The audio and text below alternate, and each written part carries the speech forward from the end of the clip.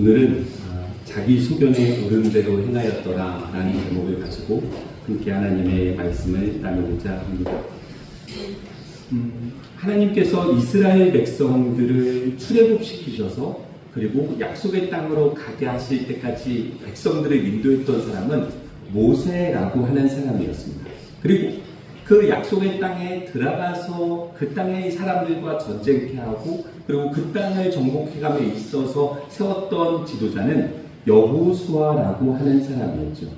근데 이 여호수아라고 하는 사람이 그 약속의 땅에 들어가서 전쟁하게 될 때 하나님의 살아계심을 너무나 직접적으로 경험하는 순간들이 많았다는 것을 성경은 우리에게 이야기해주고 있습니다.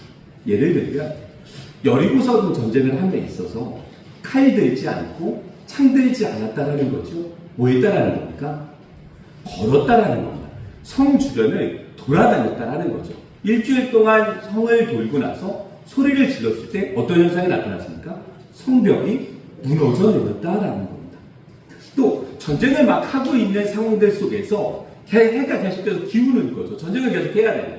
근데 여호수아가 갑자기 하늘을 보고 외치는 거죠. 뭐라고요?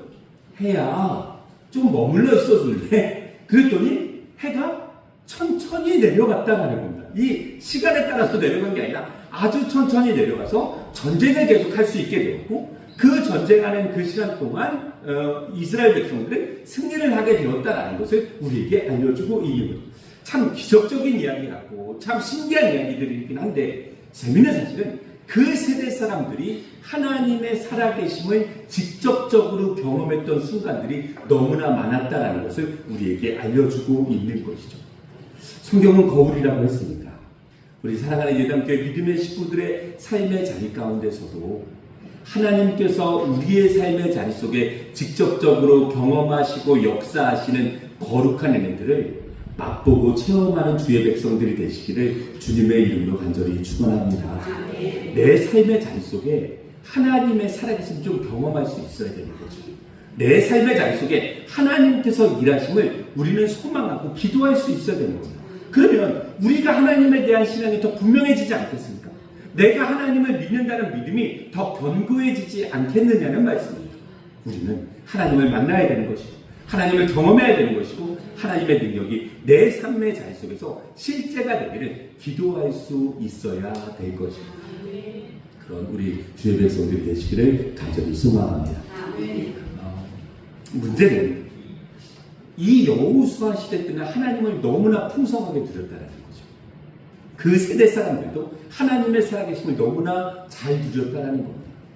그런데 그 다음 세대들에 대한 이야기를 보면 분위기가 완전히 바뀌어지는 모습을 성경은 우리에게 이야기해 주고 있습니다. 우리 사사기 2장 8절부터 10절까지 있는 말씀을 이어서 같이 한번 읽겠습니다. 함께 읽겠습니다. 여호와의 종 눈의 아들 여호수아가 110세의 죽음에 우리가 그의 기업의 경내 에브라임 산지 다하스산 북쪽 딥낫 헤레스에 장사하였고 그 세대의 사람도 다 그 조상들에게로 돌아갔고 그 후에 일어난 다른 세대는 여호와를 알지 못하며 여호와께서 이스라엘을 위하여 행하신 일도 알지 못하였더라. 아멘. 자, 하나님의 살아계심을 직접적으로 경험한 세대들이 죽었다라고 이야기를 하고 있습니다. 여호수아와 그 세대 사람들이 다 죽었고 그 다음 세대 사람들이 태어났다라는 거죠. 근데 그 다음 세대에 대한 성경의 표현은 뭐라고 이야기하고 있냐면 그들은 두 가지를 알지 못했대요. 하나는 누구를 몰랐대요? 하나님을 알지 못했다라는 거죠. 그리고 또 한 가지는 뭐를 몰랐대요? 하나님께서 이스라엘 백성들을 위해 행하신 일도 알지 못했다라고 이야기해주고 있는 겁니다. 이게 신기한 거죠. 그 전세대 사람들은 하나님을 너무나 풍요롭게 경험하고 삶의 자리 속에서 하나님의 사랑을 직접적으로 경험한 사람들이었고 세대들이었는데 그 다음 세대들은 하나님도 모르고 하나님께서 하신 일도 모르는 세대가 되었다는 것을 성경은 우리에게 이야기해주고 있는 거죠. 왜 이런 일들이 발생했을까? 그 전 세대 사람들은 하나님을 너무나 많이 경험했는데 그 다음 세대들은 하나님도 모르고 하나님의 일하심도 모르는 그런 어처구니 없는 세대가 되었다는 것을 성경은 우리에게 이야기해주고 있는 거죠. 어떤 문제가 도대체 있었길래 어떤 사건들이 있었길래 도대체 이런 일들이 벌어졌나 우리는 고민할 수밖에 없는 거죠. 참고적으로 이스라엘 이스라엘 백성들이 신앙을 전달하는 방법을 우리가 조금 고민해 보면 그 이유를 우리가 좀 생각해 볼 수 있을 것 같습니다. 우리 신명기서 6장 4절부터 9절까지 있는 말씀을 읽어보면 이스라엘 백성들이 신앙을 전달하는 방법에 대해서 우리에게 이렇게 소개를 해주고 있는데요. 우리 같이 한번 읽어보도록 하겠습니다. 함께 했습니다. 이스라엘아 들으라. 우리 하나님 여호와는 오직 유일한 여호와이시니 너는 마음을 다하고 뜻을 다하고 힘을 다하여 내 하나님 여호와를 사랑하라. 오늘 내가 내게 명하는 이 말씀을 너는 마음에 새기고 내 자녀에게 부지런히 가르치며 집에 앉았을 때에든지 길에 갈 때에든지 누워있을 때에든지 일어날 때에든지 이 말씀을 강론할 것이며 기호를 삼으며 내 미간의 국적 표를 삼고 또 내 진문서주와 각각문에 기록하일지니라. 아멘. 성경은 하나님에 대한 신앙을 전달하는 방법에 대해서 뭐라고 이야기를 하고 있습니까? 너가 먼저 하나님을 마음과 뜻과 힘을 다해서 하나님을 사랑해야 되고 그 말씀을 마음에 새긴 후에 뭐라고요? 내 자녀에게 가르치라는 겁니다. 그러니까 신앙은 가르쳐야 되는 겁니다. 그런데 성경은 그냥 가르치라고 이야기하고 있지 않죠. 어떻게 가르치라고요?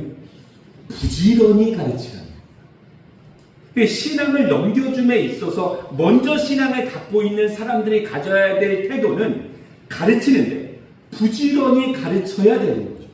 이 부지런히 가르친다라고 하는 의미의 히브리어가 샤난이라고 하는 의미를 가지고 있는데요. 그 뜻의 의미는 날카롭게 하다라고 하는 뜻이 되어집니다. 그러니까 우리가 뭔가 날카롭게 하기 위해서, 예를 들면 칼이나 창을 날카롭게 하기 위해서 어떻게 해야 되는 겁니까? 갈아야 되는 거죠. 그런데 우리가 칼을 가져본 분들은 아시겠지만 한 번 딱 갈아서 그게 날카롭게 갈리던가요? 아니죠. 제가 저만 경험했던 얘기를 지금 나누고 있는 게 아니죠. 다들 한 번씩 갈아보지 않으셨습니까? 그러면 칼을 갈매 있어서 우리는 그 칼을 날카롭게 할 때 어떻게 갈아야 됩니까? 양쪽으로, 앞뒤로 계속 갈아내야 되는 겁니다. 이렇게 갈아내야 어떤 칼이 되는 겁니까? 날카로운 칼이 되어지는 겁니다. 그런데 우리가 우리 다음 세대들에게 신앙을 가르쳐야 된다라고 하는 의미가 이런 단어의 의미라고 한다면 우리는 우리 다음 세대들에게 하나님에 대한 이야기들을 해야 되는 거죠. 어떻게 해야 되는 겁니까? 부지런히 해야 되는 겁니다. 마치 칼을 날카롭게 가는 것처럼 우리 다음 세대들에게 하나님에 대한 사랑을 끊임없이 얘기해줘야 되고 부지런히 이야기해줘야 되는 거죠. 반복적으로요. 뭐라고요? 너는 하나님 마음을 다하고 뜻을 다하고 힘을 다해서 하나님을 사랑해야 돼. 우리의 구원자는 예수 그리스도야 라고 우리는 우리 다음 세대에게 끊임없이 이야기를 해줘야 되는 거죠. 그것이 되어지지 않으면 그 다음 세대가 어떤 세대가 될 가능성이 높은 겁니까? 오늘 사사시대의 이야기를 이야기하는 거죠. 하나님도 모르고 하나님께서 하신 일도 모르는 그런 세대가 될 수 있다라고 하는 것을 성경은 경고하고 있는 거죠. 조금 불편하긴 하지만 조금 지루할 수도 있겠지만 우리는 우리 다음 세대에게 신앙의 유산을 넘겨주는 일들을 포기해서는 안 될 것입니다. 이 말씀을 이야기함에 있어서 성경은 아주 중요한 이야기를 우리에게 해주고 있는데 뭡니까?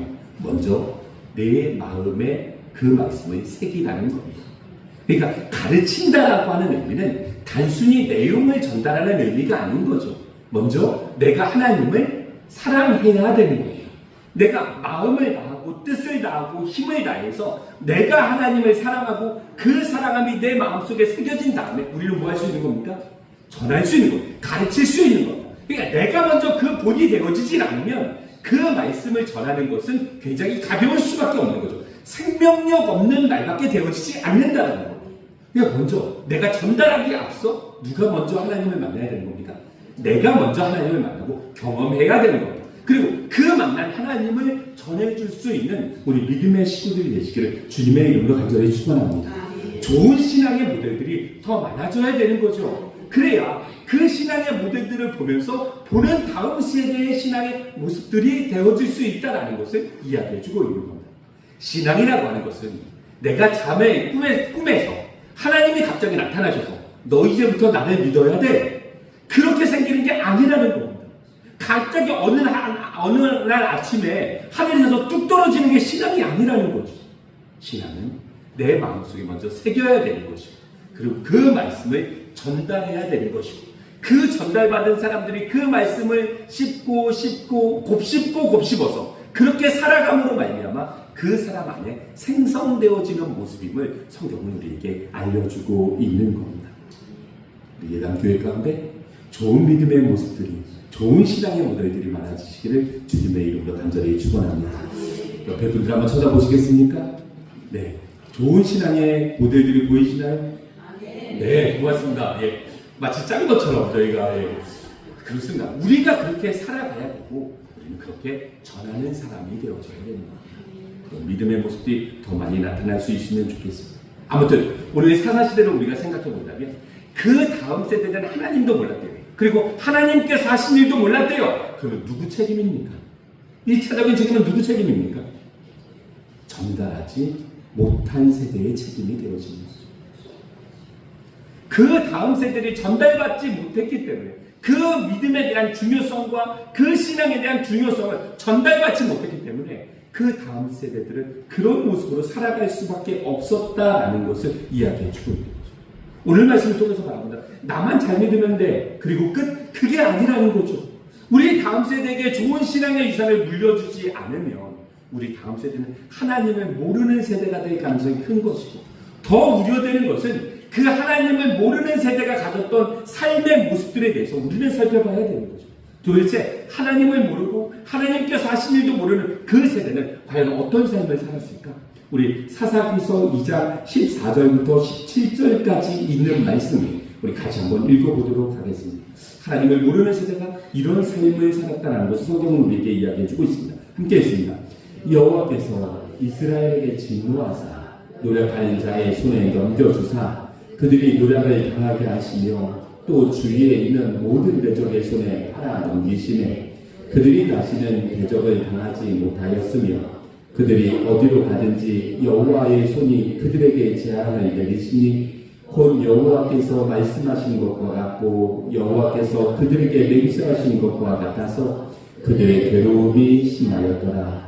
여호와께서 사사들을 세우사 노력자의 손에서 그들을 구원하게 하셨으나 그들이 그 사사들에게 순종하지 아니하고 오히려 다른 신들을 따라가 음행하며 그들에게 절하고 여호와의 명령을 순종하던 그들의 조상들이 행하던 길에서 속히 치우쳐 떠나서 그와 같이 행하지 아니하였더라. 아멘.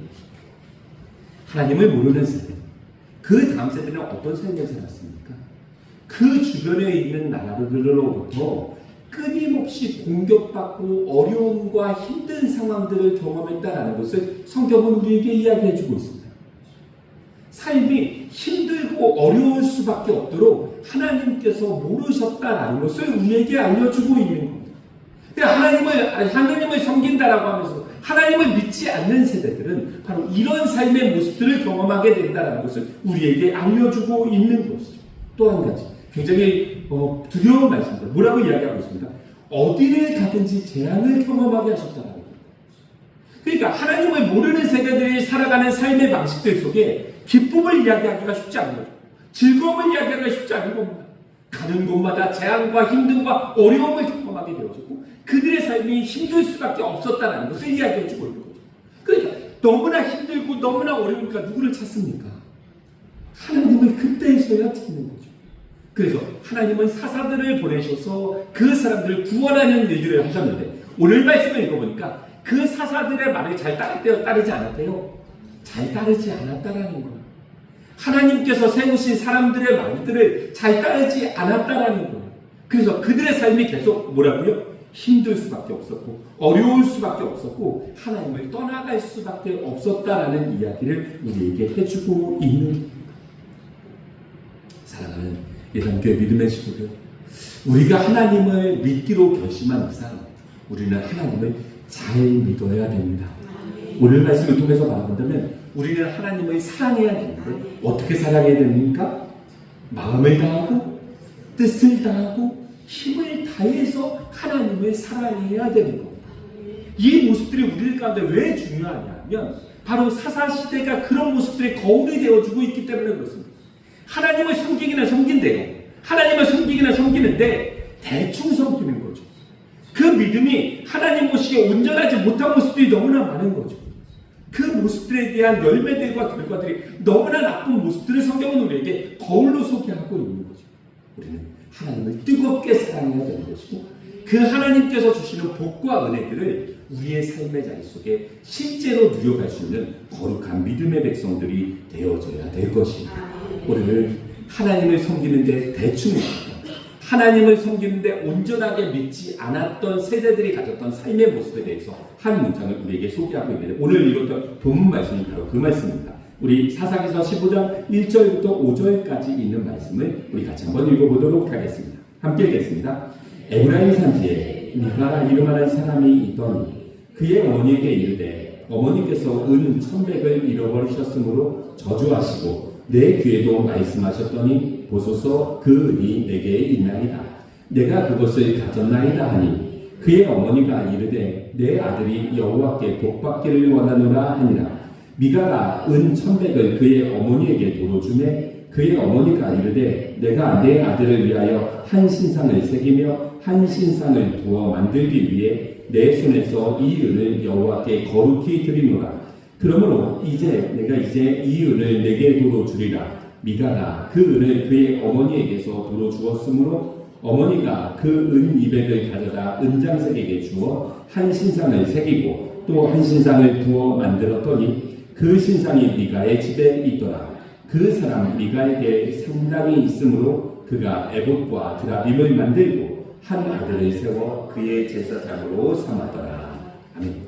자, 에브라임 지파에 미가라고 하는 사람이 있었대요. 그런데 이 미가라고 하는 사람의 어머니가 가지고 있었던 은 1,100을 잃어버렸다라고 이야기하고 있습니다. 근데 오늘 말씀을 통해서 말하면 잃어버린 게 아니라 사실은 누가 훔쳐간 거죠. 그러니까 내가 갖고 있는 돈을 잃어버리면 기분이 좋습니까? 안 좋습니까?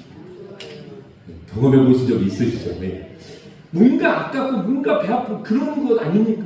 근데 그 사람이 너무 속상하니까 그 어머니가 어떤 액션을 취했냐면 이 내 돈을 훔쳐간 이 사람이 하나님 앞에 저주받았으면 좋겠다라고 이야기했다는 거예요. 무섭죠? 그러니까 이 내용을 통해서 바라본다면 미가의 어머니는 하나님을 믿어요, 안 믿어요? 믿는 사람 같아요. 근데 이 저주하는 소리를 누가 들었다라는 겁니까? 미가라고 하는 그 아들이 들었다라는 거예요. 미가라는 아들이 듣고 은 1,100을 어머니에게 다시 들었다라는 겁니다. 뭐라고 들었을까요? 어머니, 제가 저주하는 소리 들었는데요. 사실 이 은은 제가 갖고 갔었습니다. 라고 하면서 그것을 들었다라는 것을 이야기해주고 있는 겁니다. 그러니까 미가라고 하는 사람의 어머니도 하나님의 이름으로 저주하는 것을 보면 하나님에 대한 접점이 있는 사람이고 그 저주를 두려워했던 미가도 역시 하나님을 두려워했다라는 것을 우리는 생각해 보게 되거든요. 이해가 되시면 고개 한번 끄덕여 보시겠습니까? 하나님에 대한 신앙이 적어도 이 사람, 이 가정 안에는 있는 모습이구나라는 것을 우리는 생각해 보게 되어지는 거죠. 근데 문제는 그 다음을 생각해 봐야 되는 거죠. 그 아들이 훔쳐간 그 은을 다시 드리고 났더니 잃어버렸던 돈을 찾았던 어머니는 기분이 좋을까요? 안 좋을까요? 너무 좋죠. 근데 뭐라고 이야기합니까? 하나님께 네가 복받기를 원한다. 갑자기 복을 빌어주는 겁니다. 그리고 나서 기분이 너무 좋으니까 그 은 1,100에서 200을 떼다가 아들에게 도로 주는 거죠. 그러면서 이 은을 하나님 앞에 드렸으면 좋겠다라고 이야기해주고 있는 겁니다. 그런데 재미난 사실은 그 하나님께 드렸다라고 하는 그 은을 가지고서 무엇을 만들었대요? 은신상을 만들었다라는 것을 이야기해주고 있는 것이죠. 자, 우리 여기까지만 한번 생각해보면 미가의 가정은 하나님을 믿어요, 안 믿어요?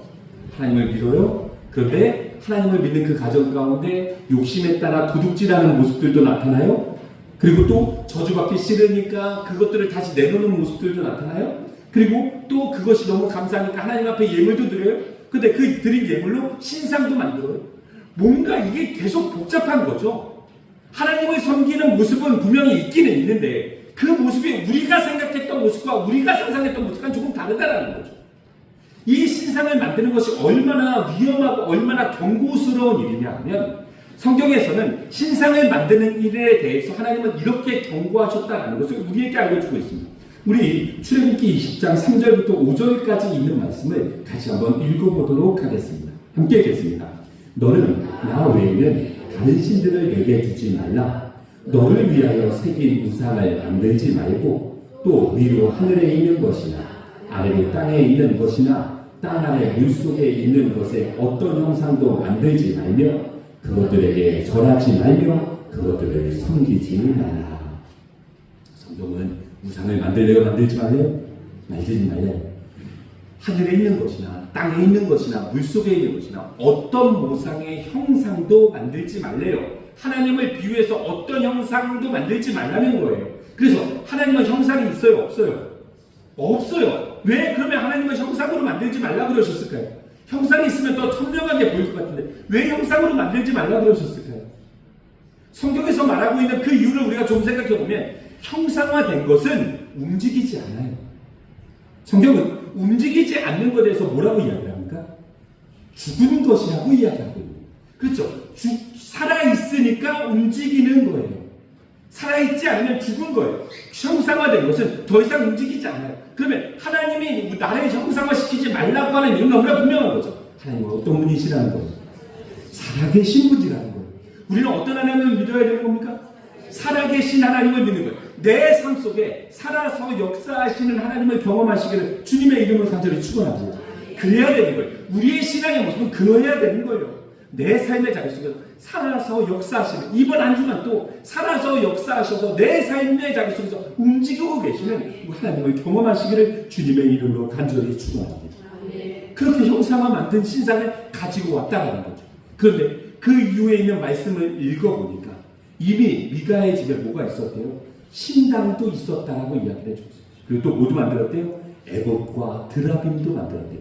이 에봇이라고 하는 것은 이스라엘의 대제사장이 입었던 겉옷과 조끼 같은 것을 이야기하는 거예요. 그러니까 누구를 준비해야 할 때가 됐다라는 겁니까?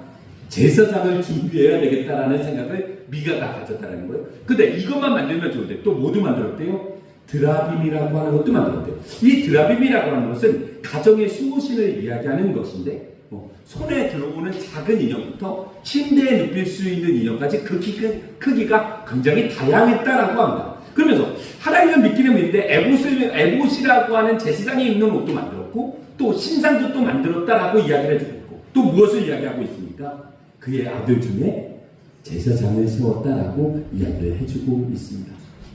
그리고 그 에봇은 누가 입었을까요? 그 아들 제사장이 입었겠죠. 문제는 과연 미가라고 하는 사람이 제사장을 세울 수 있는가입니다. 미가라는 사람이 제사장을 세울 수 있습니까? 없습니까? 없어요. 성경에서는 그것을 허락하고 있잖아요. 제사장을 세울 수 있는 분은 한 분밖에 안 계신 거예요. 우리 출애굽기 28장 1절부터 3절까지 있는 말씀을 우리 같이 한번 읽겠습니다. 이분만 제사장을 세울 수 있는 거예요. 우리 같이 한번 읽겠습니다. 시작. 너는 이스라엘 자손이 내 형 아론과 그의 아들들 곧 아론과 아론의 아들들 나답과 아비후와 엘르아살과 이다말을 그와 함께 내게로 나오게 하여 나를 섬기는 제사장 직분을 행하게 하되 내 형 아론을 위하여 거룩한 옷을 지어 영화롭고 아름답게 하시니 너는 무릇 마음에 지혜 있는 모든 자 곧 내가 지혜로운 영으로 채운 자들에게 말하여 아론의 옷을 지어 그를 거룩하게 하여 내게 제사장 직분을 행하게 하라. 아멘. 자, 제사장을 세울 수 있는 분은 누구세요? 하나님만 세우실 수 있는 거예요. 그러니까 제사장을 임명하는 것도 하나님이시고 세우시는 것도 하나님이시고 그들이 해야 될 역할들도 주신 분도 하나님이시라고 성경은 이야기해주고 있는 거예요. 그런데 지금 누가 제사장을 세우고 있습니까? 미가가 제사장을 세운 거예요. 그리고 그 제사장에게 제사장 옷을 입혀서 제사장의 일을 하게 되었다 하도록 만들었다라는 것이 성경의 증언이 되어지는 거죠. 하나님을 섬긴다라고 하는 모습은 있는데 하나님의 말씀과는 상관없는 삶의 모습대로 살아가고 있는 거죠. 위의 모습들을 우리가 이때까지 모습들을 보면 뭐 온전한 게 하나도 없어요. 하나님의 이름으로 저주도 하고 하나님이 원하시지 않는 신상도 만들고 내 마음대로 살아가는 모습들, 하나님을 섬기는 모습만 있고 나머지는 내 마음대로 살아가는 모습들을 성경은 우리에게 이야기해주고 있는 것이죠. 오늘 말씀을 읽어가면서 우리 사랑하는 예담교회 믿음의 식구들의 신앙도 돌아보실 수 있는 시간이 되시기를 주님의 이름으로 간절히 축원합니다. 내가 하나님을 섬기기는 하는데 혹시 하나님을 섬기는 모습만 남겨져 있고 나머지 삶의 모습은 그냥 내 마음대로 내 뜻대로 쓰고 있는 것은 아닌지, 내가 원하는 방식대로 내가 원하는 삶의 방식대로 그냥 살아가고 있는 것은 아닌지, 주일날 예배드리는 것만으로 내 신앙에 최선을 다했다라고 하는 그런 안일한 모습을 우리가 갖고 있는 것은 아닌지, 우리는 우리의 신앙의 모습을 오늘 사사기를 읽어가면서 돌아볼 수 있어야 될 것입니다. 하나님을 섬기기는 하는데 내가 기준이 되어서 하나님을 섬기고, 그래서 내가 믿고 싶은 만큼만 하나님을 섬기고 하나님을 마음과 뜻과 힘을 다해서 섬기지 못하는 혹시 그런 모습들이 우리들 가운데 있지 않습니까? 우리는 하나님을 섬기는 기준을 하나님께 맞춰서 섬길 수 있는 거룩한 주의 백성들이 되어져야 될 것입니다. 그것이 우리들 가운데 필요한 것, 그것이 우리들 가운데 중요한 것. 이런 일들이 일어날 수밖에 없었던 이유에 대해서 오늘 6절은 우리에게 분명하고 선명하게 이 이유를 이야기해주고 있습니다. 우리 6절에 있는 말씀을 같이 한번 읽어보도록 하겠습니다. 함께 읽습니다. 그때에 이스라엘의 왕이 없었으므로 사람마다 자기 소견에 옳은 대로 행하였더라. 누구 마음대로 살았대요? 내 마음대로 살았대요. 하나님을 섬기는 기준도 하나님께서 말씀하신 기준이 아니라 내가 원하는 대로 기준을 삼고 그렇게 살아갔다라는 것이 이 성경에서 말하고 있는 이유가 되어지는 겁니다. 그러니까 내 마음대로 살아갈 수밖에 없었던 이유는 누가 없었기 때문입니까? 왕이 없었기 때문이라는 거죠. 왕이 있었을 때 우리는 누구의 말을 들어야 되는 겁니까? 왕의 말을 들어야 되는 거죠. 성경에서 하나님을 나의 왕이라고 표현하는 이유는 너무나 분명한 거죠. 우리의 주권자는 누가 되셔야 되는 겁니까? 하나님이 되셔야 되는 거죠. 그리고 그 왕 대신 하나님이 나의 주인이 되어주시고 우리의 주인이 되어주실 때 우리는 하나님이 원하시는 믿음의 삶을 살아갈 수 있게 되어지는 것이고 하나님이 원하시는 믿음의 결정을 할 수 있게 되어진다는 것을 우리에게 말해주고 있는 것입니다. 이런 혼탁한 시대 속에 하나님을 섬기는 모습만 있고 내가 내 삶의 주인된 시대 속에선 하나님의 은혜와 복을 이야기하기가 쉽지 않은 거죠. 그래서 사사기 시대 때는 하나님의 복과 은혜들이 많이 나타나지 않습니다. 왜 그럴까요? 누구 잘못입니까? 하나님의 능력이 없어서입니까? 아니죠. 그들의 삶의 모습 속에 하나님이 온전히 주인되지 못했기 때문에 그런 모습들이 나타나는 것 아니겠습니까? 우리는 회복되어져야 됩니다. 우리 사랑하는 믿음의 식구들의 각자의 신앙의 모습이 회복되어져야 됩니다. 하나님은 우리의 왕이셔야 됩니다. 하나님은 우리의 주인이셔야 됩니다. 이 주인이 되어지지 않으면 우리의 마음은 우리 욕심대로 행할 수밖에 없는 겁니다. 그리고 한 가지 말씀을 더 드린다면 이것은 교회에 적용해도 역시 마찬가지입니다. 교회의 주권은 누구한테 있는 겁니까? 하나님이 주인이셔야 됩니다. 그리스도 예수가 머리 되시는 공동체가 교회가 되어져야 되는 겁니다. 그런데 이 교회의 구성원들이 그 주권을 갖게 되어지면 어떤 현상이 나타나겠습니까? 사도 바울은 고린도 교회 교인들에게 편지를 쓰면서 그 고린도 교회에 있는 문제들을 이렇게 다루고 있었습니다. 그 고린도 교회 지도자들이 여러 명 있었는데 그 중에 대표적인 사람이 누구였냐면 바울과 바나바였습니다. 바울은 교회를 개척한 사람이었고 바울과 아볼로였습니다. 이 바울은 교회를 개척한 사람이었고 아볼로는 지금 교회를 섬기고 있는 사람이었습니다. 그러니까 이 교회 신앙 공동체 구성원들이 나누어진 거죠. 누구 파가 있었다라는 겁니까? 바울파가 있었다는 거예요. 이 교회를 설립한 바울파가 있었다는 거예요. 또 지금 교회를 치리하고 있는 아볼로파가 있었다라는 거예요. 우리는 누가 주인이나 중요하지 않은 거죠. 문제는 하나님이 주인되지 않았다라고 하는 상황을 이야기하고 있는 거예요. 그런데 이 상황들 속에 고린도 교회에 어떤 문제들이 나타났냐면 우리 끝으로 같이 한번 말씀을 읽어볼까요? 고린도전서 3장 3절부터 7절까지 있는 말씀을 우리 같이 한번 읽어보도록 하겠습니다. 함께 읽겠습니다. 너희는 아직도 육신에 속한 자로다. 너희 가운데 시기와 분쟁이 있으니 어찌 육신에 속한 사람을 따라 행함이 아니리 어떤 이는 말하되 나는 바울에게라 하고 다른 이는 나는 아볼로에게라 하니 너희가 육의 사람이 아니리요. 그런즉 아볼로는 무엇이며 바울은 무엇이냐? 그들은 주께서 각각 주신 대로 너희로 하여금 믿게 한 사역자들이니라. 나는 심었고 아볼로는 물을 주었을 때 오직 하나님께서 자라나게 하셨나니 그런즉 심는 이나 물 주는 이는 아무것도 아니로되 오직 자라게 하시는 이는 하나님뿐이니라. 바울은 너무나 분명하게 이야기하고 있죠. 바울이 잘났대요? 아니래요. 아볼로가 잘났대요? 아니래요. 그 사람들은 아무것도 아니라는 거예요. 아무것도 중요한 대상들이 아니라는 거죠. 너희들이 이야기하고는 그 세워가는 그 사람들은 중요한 대상이 아니라는 거예요. 누가 중요해야 된다는 거예요? 자라나게 하시는 하나님이 중요한 것이지 그 것을 위해서 세우는 사람들은 중요하지 않다는 거예요. 바울은 너무나 선명하게 이야기하고 있죠. 신앙 공동체의 주인은 누구셔야 되는 거예요? 하나님이셔야 되는 거예요. 그 하나님의 주인 되어지지 않고 사람이 주인 되면 반드시 이런 현상이 나타나는 거예요. 어떤 현상이요?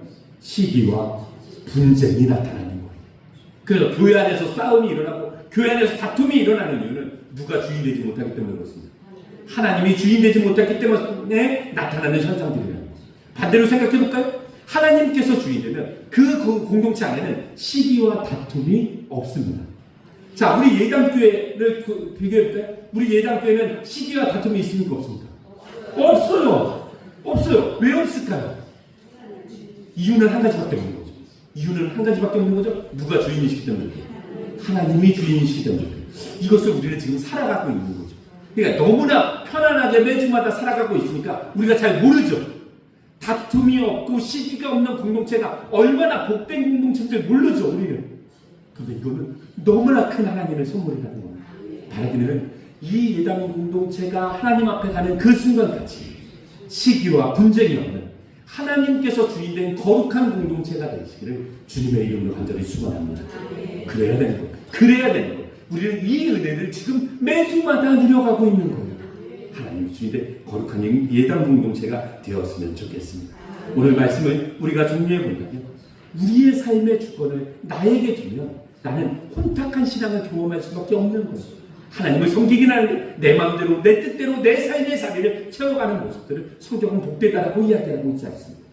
하나님의 복과 하나님의 은혜가 우리들 가운데 실제적으로 누려가기 위해서는 우리의 삶의 주권을 하나님께 드려야 되는 거예요. 내 삶의 주인은 하나님이십니다라고 우리는 고백해야 되는 거죠. 우리 가정에 다툼과 분란이 있어요. 뭐라고 고백해야 되는 겁니까? 우리 가정의 주인은 하나님이십니다라고 고백해야 되는 거예요. 우리 교회에 다툼과 분란이 있어요. 우리 뭐라고 고백해야 돼요? 우리 교회의 주인은 하나님이십니다라고 고백해야 돼요. 그래서 하나님의 통치와 하나님의 다스림이 우리가 속해 있는 공동체 가운데 실제가 되어져야 되는 거예요. 기쁨과 평안과 감사함이 넘치는 그런 공동체를 만들어낼 수 있어야 되는 거예요. 그것이 우리가 가져야 될 소망이 되어져야 될 것입니다. 우리의 삶의 주권을 하나님 앞에 내려놓고 내 삶의 주인을 하나님으로 모심으로 말미암아 하나님께서 주시는 복과 은혜가 우리 사랑하는 예담교회 믿음의 식구들의 삶의 자리 가운데 실제가 되어지기를 주님의 이름으로 간절히 축원합니다. 아멘.